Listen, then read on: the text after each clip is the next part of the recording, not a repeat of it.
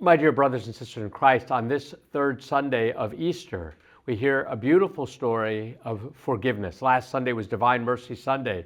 Today we hear from the 21st chapter of St. John's Gospel.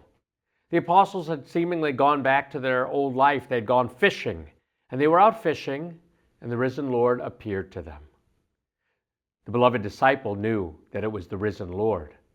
But when Simon Peter, who had said, "I'm going fishing," saw the risen Lord, he jumped into the water and swam ashore. There was a great miracle, miraculous catch of fish again. And Simon Peter was there, warming his hands by a charcoal fire.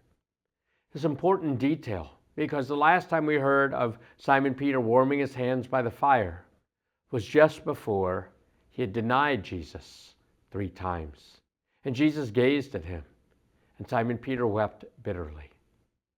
Simon Peter perhaps was reminded of this, and Jesus, though, approached him and engaged him in dialogue. "Simon, son of John, do you love me?" 3 times he asks him, "Do you love me? Do you love me? Do you love me?" Jesus is asking him, "Do you love me?" with an agapic love, with a self-giving love, with a complete and total love. And the first two times, Simon Peter could only respond, "Lord, you know I love you. You know I love you like a brother." But Jesus is looking for a deeper response. The third time, though, Jesus knows Simon still needs to grow. And so he says, "Simon, do you love me like a brother?"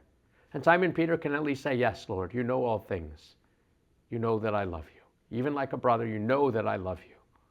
He can get to the depths of Simon's heart.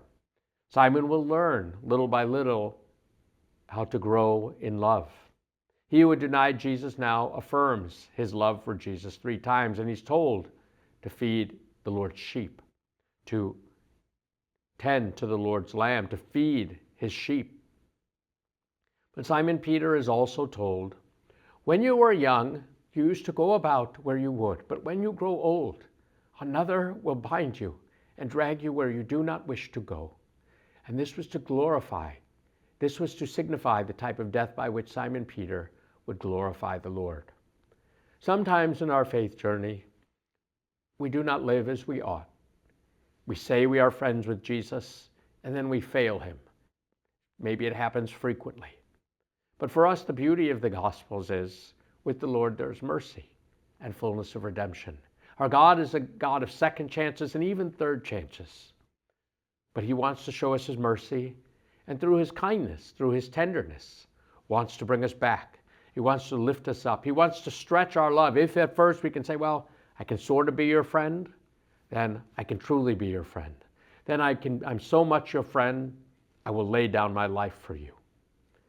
Simon Peter would grow gradually. We too, in our journey of faith, grow gradually. But we all have to die to ourselves.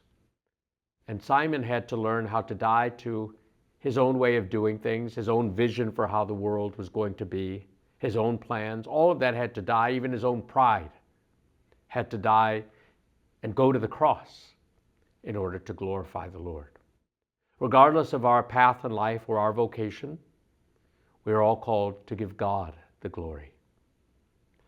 Simon Peter, to the tradition says, was crucified upside down on the Janiculum Hill. This year, many pilgrims will make their way to Rome, to the tomb of St. Peter, and they will see how he bore witness to the Lord, even to the ends of the earth. May we, the disciples of Jesus, also bear witness, each according to his or her own vocation, to the Lord, not only in our belief in being crucified with the Lord, but in rising to new life with him.